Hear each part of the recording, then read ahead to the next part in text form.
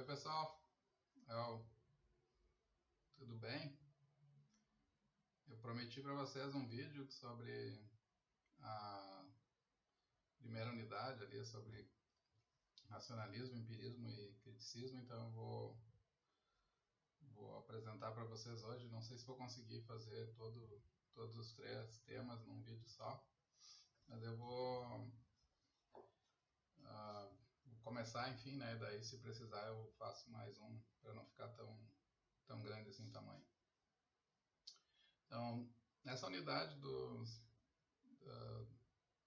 filosofia moderna, né, o que a gente está vendo, e a disciplina tem essa configuração, vocês estão estudando assim, o modo como o conhecimento foi abordado na filosofia moderna. Né? O centro dessa disciplina é uma espécie de estudo da filosofia, ou da teoria do conhecimento, que a gente chama em filosofia. Então, o que interessa para nós, especialmente nesse período, é como os filósofos modernos pensaram o conhecimento humano. E aí tem três tradições fundamentais, né, que se chama racionalismo, porque foi uma tradição então que enfatizou o papel da razão humana, da nossa capacidade de pensamento, que os filósofos chamam de a priori, que é um pensamento que é, digamos assim, independente da experiência, né, um pensamento por conceitos.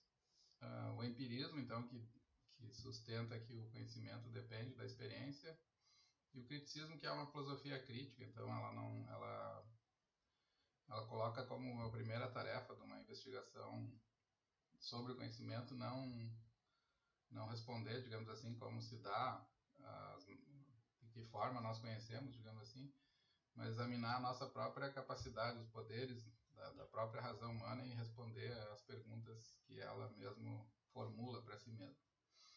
Tá? E os três aqui no material que eu estou usando, os três autores principais então da tradição racionalista que eu vou enfocar, é o Descartes. No caso do empirismo é o David Hume, que é um filósofo escocês. Descartes é um filósofo francês, e o Kant é o filósofo da filosofia crítica, né? Ele foi o fundador, assim, né? Os trabalhos dele são as três críticas: crítica da razão pura, crítica da razão prática e crítica do juízo. Para começar então com o Descartes, vocês devem ter percebido ali no material que eu enviei a ideia de uma filosofia, digamos assim, racionalista, né, tal como ele formulou. Ela partiu, começa então, né, o livro principal são as Meditações. Ela começa com a ideia de da fundação, né, como a gente já viu no semestre anterior, de um sistema de conhecimento certo. Então, o que o Descartes queria era uma filosofia, uma imagem, digamos assim, da realidade que fosse absolutamente certa, né? Que ele pudesse aplicar certas regras, e que essas regras dessem um conhecimento perfeito do mundo, né, que nós conhecemos. Vocês também lembram dessa parte? A gente já discutiu um pouco no semestre anterior. Ele também concebia, né, que essa tarefa era uma tarefa, digamos assim, de organizar uma explicação que pudesse dar conta das dificuldades que a ciência na época vinha apresentando. Então existia já um processo de matematização da natureza, né, que se chama, que foi iniciado por Galileu, por outros cientistas também na época, físicos. Ele era um defensor desse modelo, né, de compreensão, assim, que a realidade ela está escrita na forma, né, de caracteres matemáticos. Então, o que ele fez nas meditações foi tentar oferecer uma fundamentação para essa imagem, né, de como é possível conhecer a realidade, que os cientistas estavam oferecendo na época. Né? Então, vocês vão encontrar textos que vão dizer que o Descartes estava desenvolvendo uma fundamentação metafísica da ciência moderna. Né? O que quer dizer isso? Quer dizer que ele estava oferecendo assim, uma elaboração conceitual que pudesse justificar e colaborar, né, no fortalecimento da nova ciência que estava nascendo, a ciência moderna que esses primeiros físicos e astrônomos, né, desenvolveram. Então, basicamente, as duas ideias centrais assim, do modelo racionalista, né, de compreensão do conhecimento, é que tem uma parte que vocês podem chamar de negativa, né? O Descartes faz isso muito bem, né? Ele tenta mostrar que vocês estão lembrados dos argumentos céticos da primeira meditação, ele tenta mostrar que não é possível conhecer o mundo como ele é, olhando, assim, usando os 5 sentidos. O conhecimento, então, por isso ele é chamado racionalista, porque o conhecimento é um efeito da razão humana, não é um efeito da nossa, dessa parte da nossa natureza que é de nós sermos seres sensíveis. Como que nós captamos, né, então? Então, a primeira tarefa que ele assume, como que nós captamos, né, o conhecimento? É mostrar que não pode ser apelando nem para os sentidos, nem para a nossa imaginação. Então, eu não conheço, se eu olhar para alguma coisa,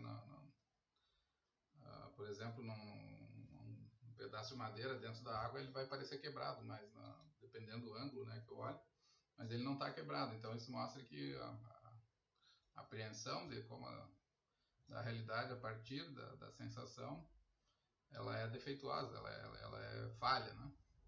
E ele propõe, então ele faz esse exercício, né, de propor argumentos céticos, assim, para mostrar que nenhum conhecimento seguro pode ser derivado da experiência sensível. Ele, inclusive, critica, né, vocês estão lembrados, não sei até que ponto esse tema, né, foi aprofundado assim por vocês nas leituras, mas ele critica, inclusive, a nossa capacidade de conhecer o mundo por imagens, né? A ideia que a imaginação seria um pensamento imagético, né? Assim, teria condições de oferecer conhecimento do mundo. Como é que ele faz isso? Ele faz isso através do argumento do sonho. O que é o argumento do sonho da primeira meditação? É um argumento que diz o seguinte, que tudo que eu vejo pode ser falso, mas pelo menos as cores e as formas que eu percebo, elas são verdadeiras, porque não tem como alguém pensar sem cor e sem forma. O nosso pensamento é um pensamento que as imagens que a gente vê no sonho, elas têm cor e forma, né? Mesmo que elas sejam completamente falsas. Então, pelo menos tem uma coisa verdadeira que são as percepções falsas, não sei, com formato e cor que o sonho mostra. Mas ele critica até mesmo essa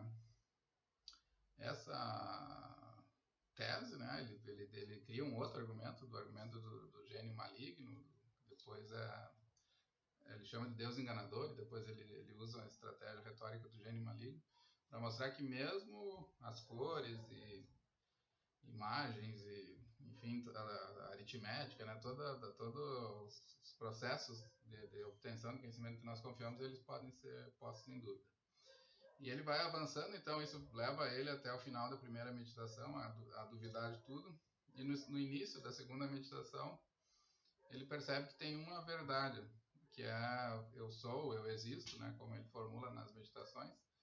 Essa verdade quer dizer que ele reconhece que aquele sujeito que duvida, que tem dúvidas sobre tudo, tem pensamentos.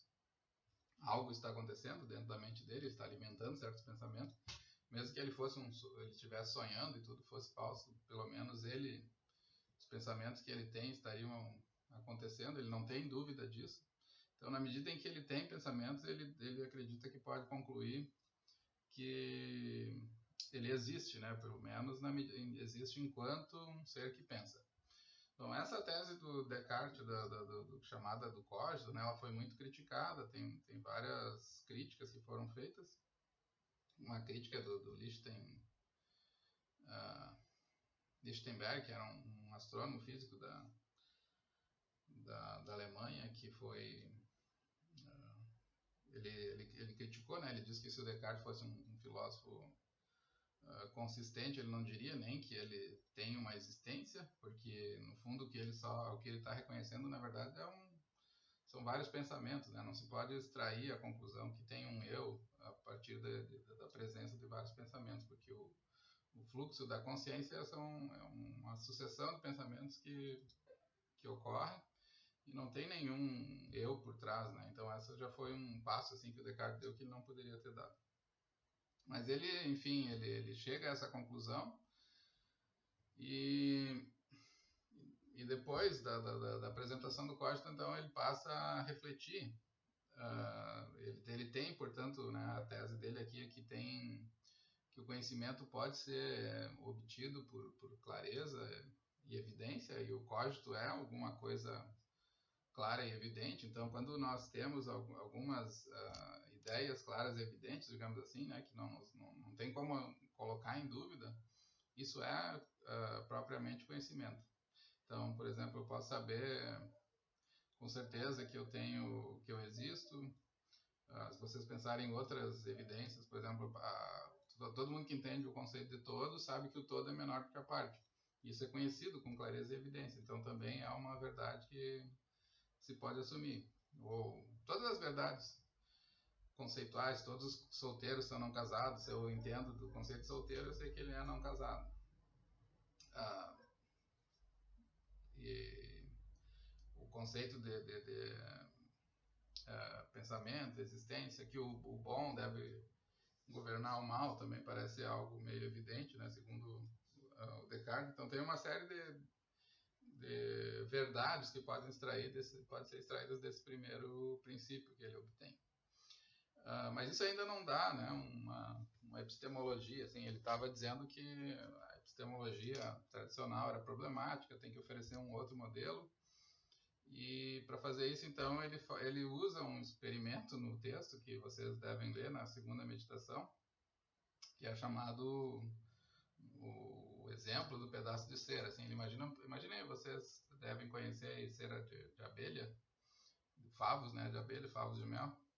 Então ele dá um exemplo que imagina um favo, eu pego esse favo, tiro o mel dele, né, tem a cera, eu coloco ele no fogo, ele se derrete, o formato que ele tinha desaparece, portanto as formas, né, elas não são fixas, portanto não tem como ter clareza, né, sobre elas. O cheiro se esvai, ele fica sem cheiro, ele assume o formato do material que eu colocar ele. O que resta então, né, de tão claro e distinto a partir daquilo que nós contemplamos num pedaço de cera? Ele diz pouquíssima coisa, né? A única coisa que eu posso saber com certeza é a verdade conceitual que corpos são extensos. Na verdade, corpos não são nem cheirosos, nem redondos, nem quadrados, né? Eles têm, na verdade, essa propriedade primeira, né, da extensão. Isso quer dizer, então, que não tem como nós... Porque a essência real, né, da cera, na verdade, nenhuma das outras coisas é fixa, assim, são coisas que modificam. Então, ele está dizendo que a única coisa que existe realmente, que persiste, né, e que nós podemos conhecer com certeza sobre objetos físicos é a extensão, a qualidade deles ocuparem uma posição no espaço que varia, né, de objeto para objeto.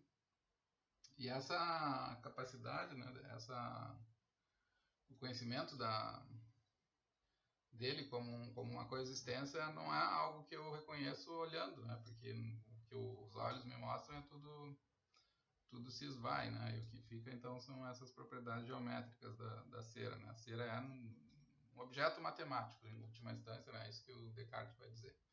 Deixa eu só mostrar para vocês aqui algumas citações que ele confirma isso que eu estou mencionando.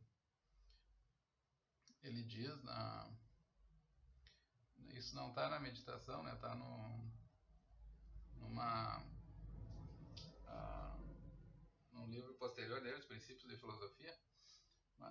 Antes disso, então, eu estava falando da matematização. Eu vou citar para vocês uma pequena passagem aqui do Charles Taylor, né? O Taylor diz que o Descartes estava muito preocupado, então, em fazer uma ciência física que pudesse dar conta dos problemas, dos fenômenos. O que ele queria, então, é uma física operativa que pudesse intervir na realidade. E ele diz, então, que a tarefa do Descartes foi neutralizar o cosmos, quer dizer, transformar esse cosmos que era todo com vida, com cheiro, com som, com deuses, né, por trás. O vento era um deus, sei lá, a lua era um deus, todo o universo era cheio de mistérios e de deuses, né, na época do Descartes. Então o que ele fez foi tentar neutralizar o cosmos, o Taylor usa essa expressão, né, foi destituí-lo de significado para apreendê-lo como um mecanismo, como um domínio de controle instrumental e potencial. O que quer dizer, né? Quer dizer que ele queria que o universo passasse a não ser visto pelos nossos olhos, como nós vemos pelos olhos, mas que ele pudesse ser visto como um grande relógio, assim, né? Um esquema, um mecanismo que tem leis que funcionam, que estão por trás. Essas leis são leis matemáticas, e a melhor forma de fazer isso, então, é não defender uma epistemologia centrada nos sentidos, mas defender uma epistemologia centrada na capacidade, no poder da razão de aprender o mundo como ele é. O pedaço de cera, né, que eu mencionei,